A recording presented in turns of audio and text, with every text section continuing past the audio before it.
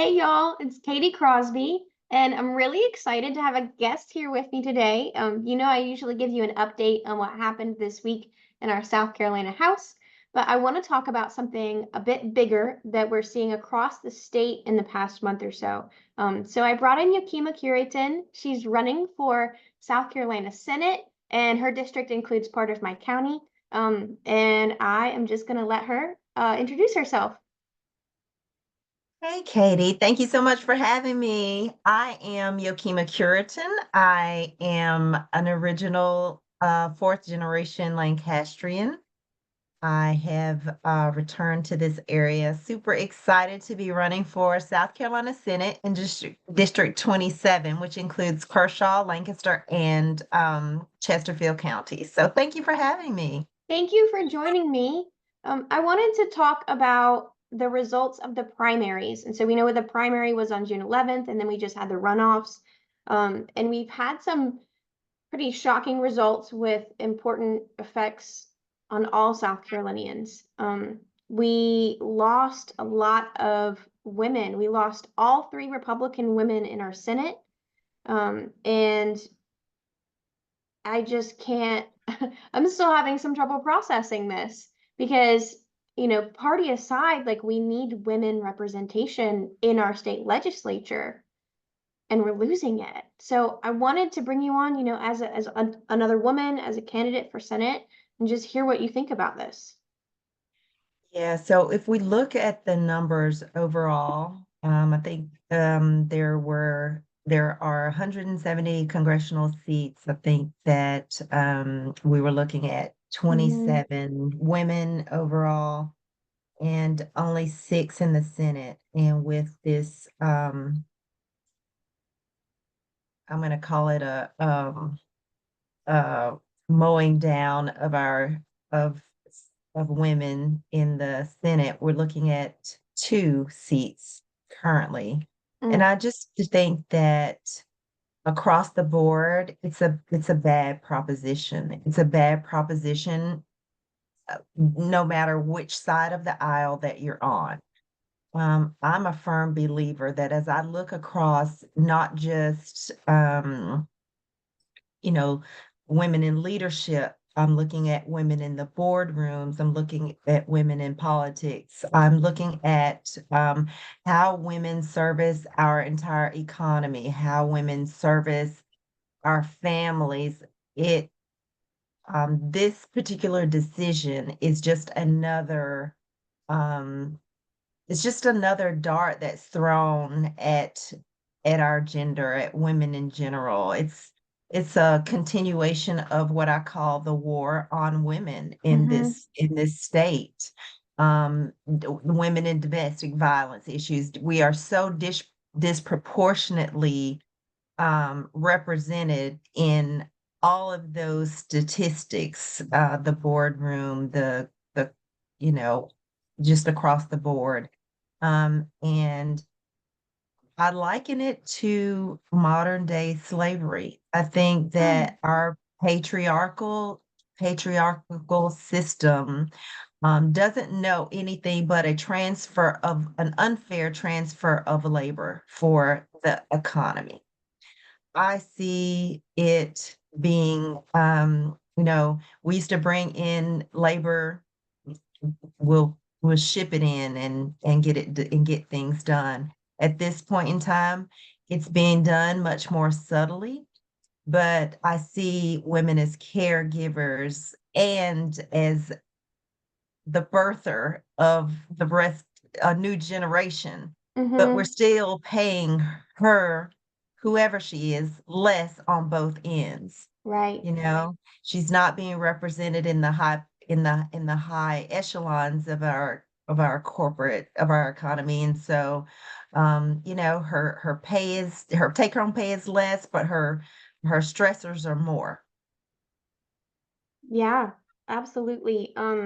As someone who's on social media a lot, there's this song that you made me think of, and the words say all day, every day, therapist, mother, maid, and it just goes on, and it says too much labor.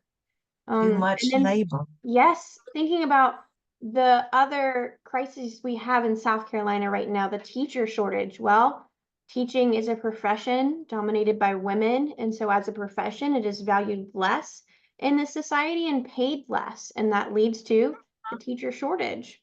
Um, Exactly. there's so many implications of this. Sorry, a little uh guest star, my cat Coco. Hey, Coco. Um, and it's so important that we put more women in our South Carolina legislature. Women are more than half of our state, and yet Yes. we're far, far less than half of our legislature, especially in the Senate. Yeah, I think I read a Forbes article recently that said that women control overwhelmingly like 75% of the discretional fund spending in a particular household, although we are underrepresented like at 35% in marketing and in so many different areas of across our society. And so with that said, it's almost as if you've already established us a system that doesn't work for us, Mm-hmm. even though we are the ones who are the biggest users of that system, if that makes any sense. It does make sense because it just explains how intentional this is. Correct. Yes. And it boggles my mind because of course, if you've been following this, you know that the three women senators we just lost in the primaries were sister senators. And the reason that they lost is because they took a stand for women, specifically on the subject of abortion. They fought for things like exceptions for rape and incest to the abortion ban, and really just reasonable common sense things, and they were voted out with very low voter turnout as well, I'm going to add.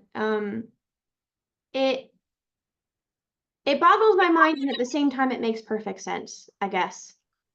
I have trouble digesting that this is where we are, but I'm going to make sure we keep fighting because it just shows. How do I phrase this? It shows how much work we have to do. I agree. Think that two things that concern me in that whole decision. One is it concerns me that we are now weaponizing healthcare because Mm-hmm. I don't care what you need healthcare for. Um, you need healthcare. Everybody should Yes. have access to healthcare. Every human should have access to healthcare. But I also am concerned because it looks very punitive. It looks punitive to Yes. have made that decision to um, to unseat women for fighting for them on their own behalf, fighting for themselves. Yes. That seems just outrageously punitive.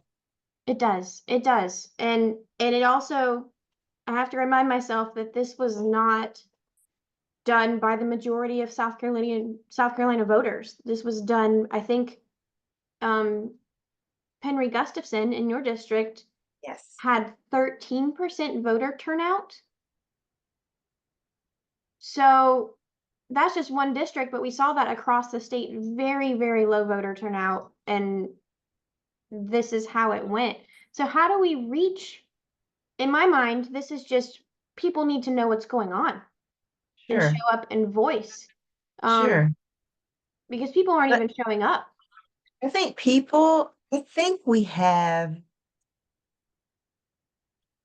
I think we have fatigue, quite honestly.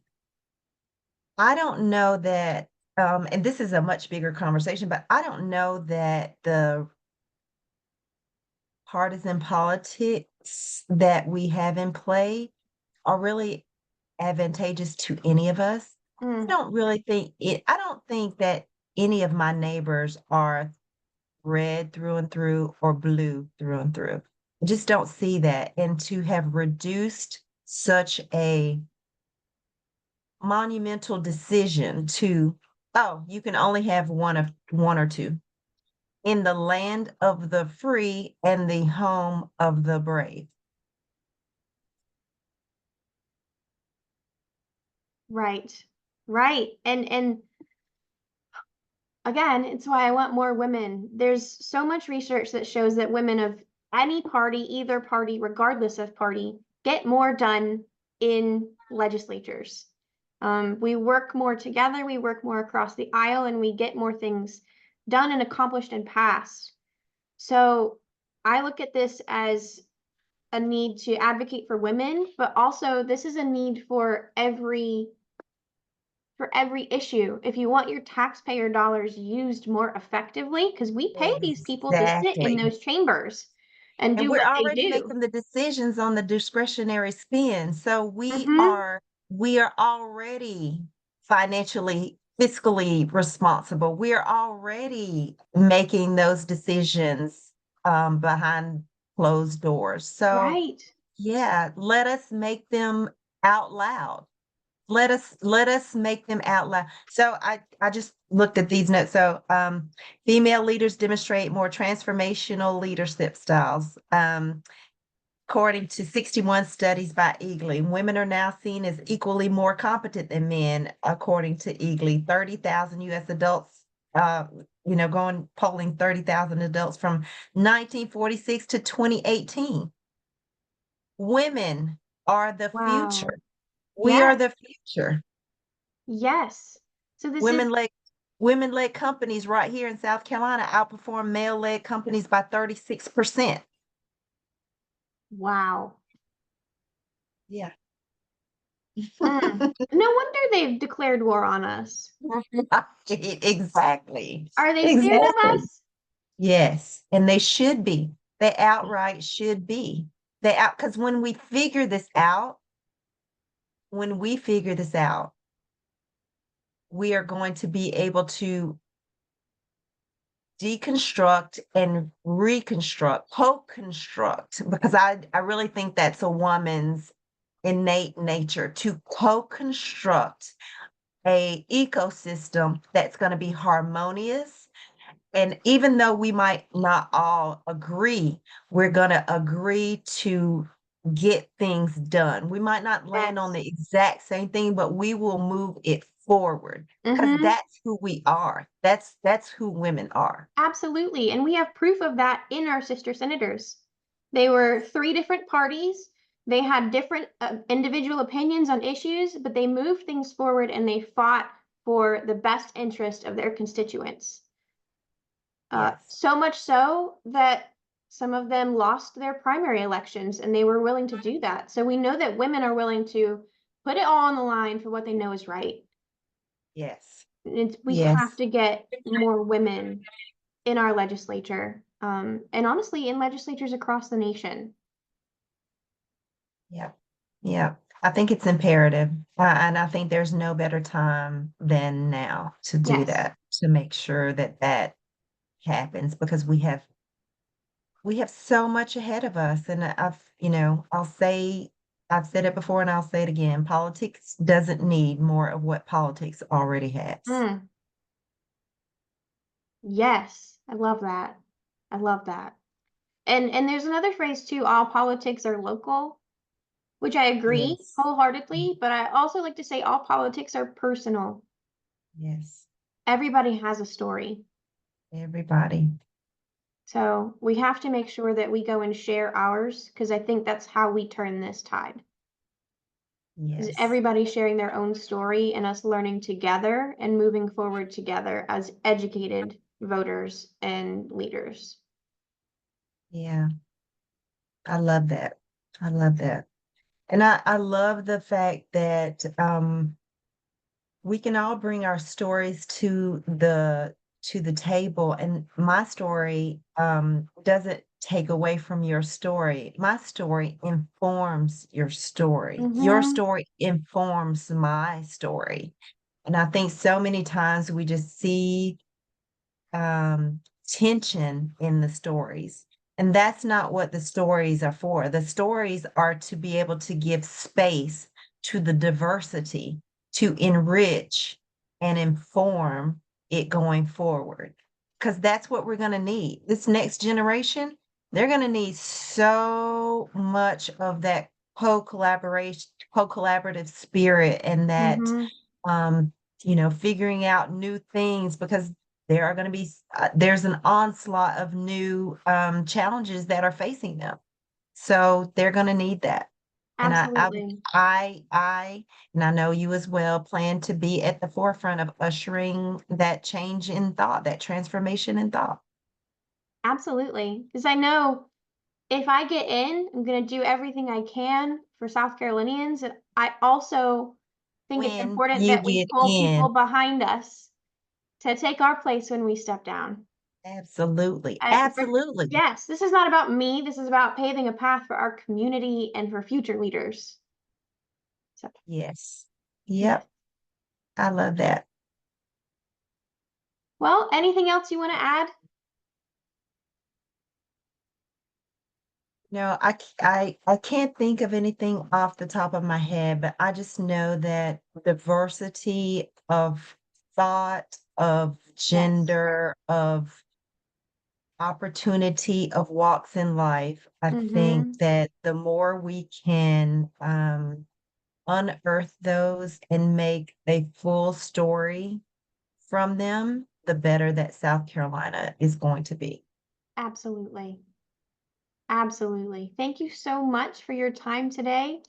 And Thank I you. can't wait to share this. Yes. Yay. Thanks. Thank you.